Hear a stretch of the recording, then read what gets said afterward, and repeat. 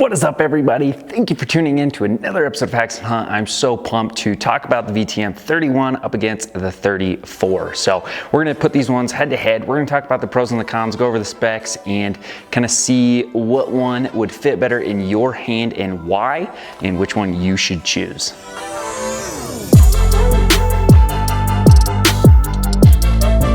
All right, to start off, let's start with that 34-inch axle bow. This one has an ATA speed rating of 334 feet a second. You're looking at a 33 3/4-inch axle, 6 1/4 brace height, 4.8 pounds as the bare bow. Honestly, feels kind of heavy. I mean, it is 34-inch axle bow, but having that aluminum riser, it is a little bit heavy, but not awful. 4.8 pounds is not bad, and it does have that additional stubby stabilizer, so that's gonna add a little bit of weight.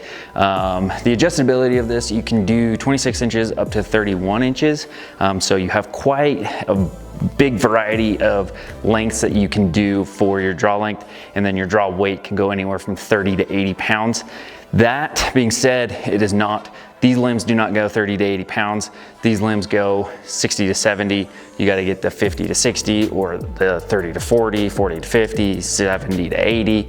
But the nice thing with Hoyt is you can get that 80-pound bow out of this. So the adjustability for draw length is just this mod up top, and on the bottom cam, you just kind of rotate that. So you don't have to have a press to change draw length or draw weight, so that is really nice. Let's grab that 31, go over the specs, and then shoot these and see which one you need to take home. Here is that 31-inch axle bow. Specs of this has an ATA speed rating of 342 feet a second.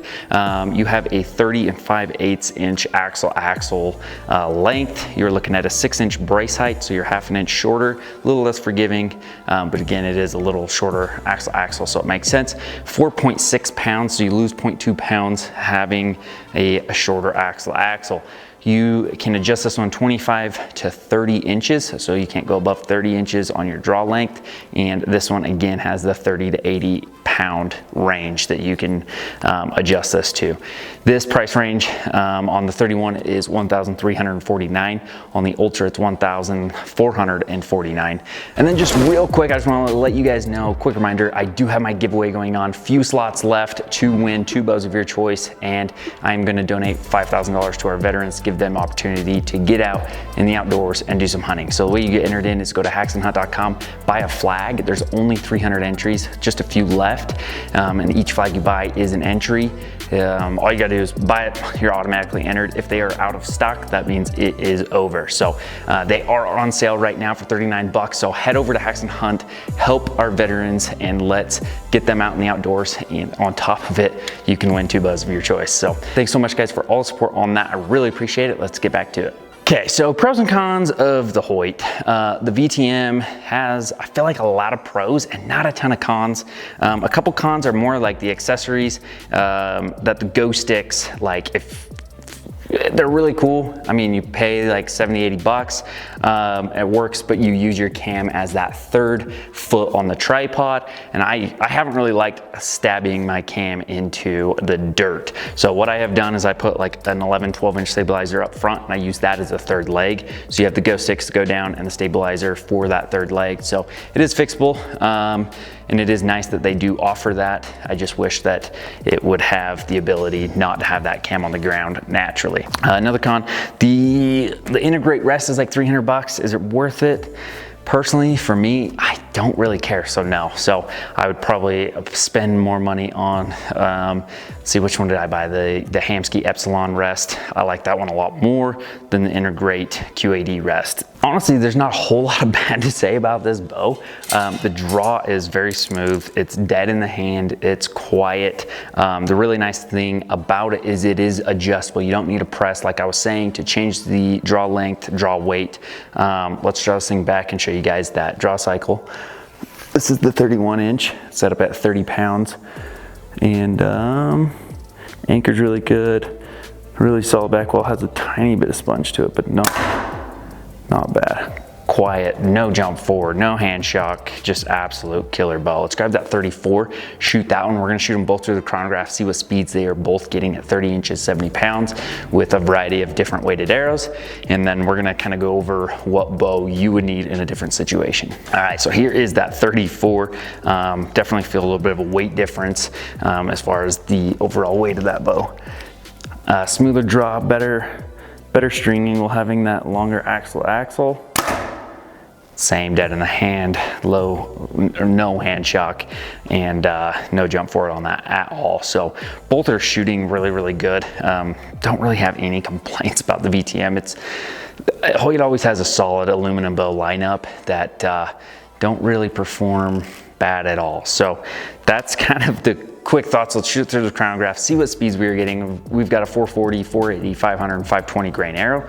See what speeds we're getting out of both of these, and then kind of go over different situations on why would you get the 34 over the 31 or 31 over the 34. All right, first one up for the speed test is gonna be the 31-inch VTM. First up, we have a 440 grain arrow set at 30 inches on the bow and 70 pounds. 311 feet a second. Next up, a 480 grain. 295. Next up, 500 grain. 290. Dang, this thing is cooking. Next up, the 520 grain arrow at 285. So this 31-inch VTM is cooking with those speeds. Again, set up at 70 pounds at 30-inch draw length. So let's shoot that 34 and see how the speeds compare to the 31. All right, now we've got the 34-inch VTM, and we are set up same settings, 30-inch draw, 70-pound limbs. Draw this thing back. This is the 440 grain arrow. We're at 297, so just a little bit slower right off the bat, and that does happen as soon as you go up in axle length. Now here's the 480 grain arrow. 282, 500 grain arrow at 277, and the 520 grain arrow at 273. So you are a decent amount slower, 10 to 15 feet a second slower with the 34-inch axle VTM. That being said, it does have its separate use, and these are both set up at 30 inches and 70 pounds. So let's go over why you would get one over the other. All right, choosing over the 34 or 31 and deciding what situation you're gonna be getting in this hunting season is really gonna be one of the factors that you need to think about before you buy a bow. If you're short or if you're tall, that's gonna decide if you have a long or short draw length. And if that is the case and you have a really long draw length, immediately go 34. If you have a short draw length, that 31 is gonna feel a lot more comfortable to you. If you're tall or short, comment down below what are reasons and things you look for if you have a 31, 32-inch draw length, or down to 25, 26-inch draw length. Let me know what things make a deciding factor for you when finding the right bow. So far, if you liked the video, hit the like button, really appreciate it. If you haven't already, hit the subscribe button. We are growing rapidly each and every day, so really appreciate that. So things that you're gonna look for is if you are hunting out of a tree stand, if you're hunting out of a blind, if you're spotting stock, if you're hiking way in, if you have a long backpacking hike, like, is weight gonna be the biggest deciding factor? If so, maybe go with a little bit of a lighter bow or upgrade to a carbine, get a little bit more lighter. And if you're in a blind, shorter axle is gonna be a lot easier, less movement with hitting the blind, and same with in a tree stand, a little easier to maneuver around having that shorter axle. How far are you gonna shoot? If you're gonna be shooting further shots, the Ultra is gonna be a lot easier to get further distances and be a little bit more forgiving. How often do you shoot? What's gonna be comfortable? If it's all about, practicing right before hunts and getting out and you're in tight spaces, tree stands, blinds and stuff, then comfortability is gonna be, you know, probably on the lower end versus more maneuverability, if that makes sense. Honestly, overall, both are absolute killer bows. I really recommend for you to get out, go shoot them if you possibly can, because they are straight shooters. Give them a chance, try them out, get your nearest dealer. Comment what you guys want to see down below, really appreciate it. Here's a couple other videos for you guys to watch, and we'll see you guys next time.